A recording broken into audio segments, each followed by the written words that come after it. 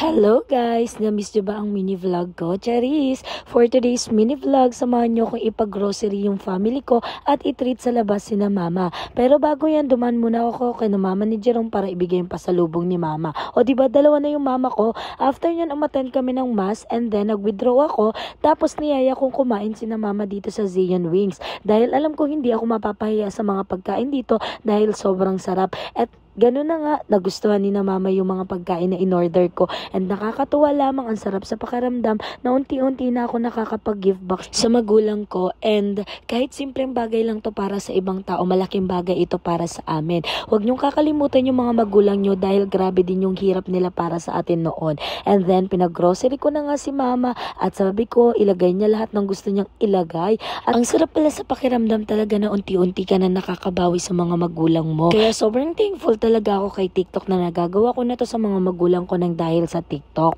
Yes po, isa po akong TikTok affiliate. Medyo paus nga ako kasi kakatapos ko lamang mag-live kaya ganito yung boses ko. Hindi na rin ako makapag-mini vlog masyado kasi nga busy sa pagti-TikTok affiliate. Thankful din ako dito sa asawa ko na napaka-supportive sa mga gusto ko. Alam niya kasi yung hirap na ginagawa ko. And ito na nga po, napuno na yung cart namin kaya naman pumunta na kami dito sa cashier. Sa makakahula nga pala ng total amount ng binayaran ko guys ay magbibigay ako ng 100 pesos GCash.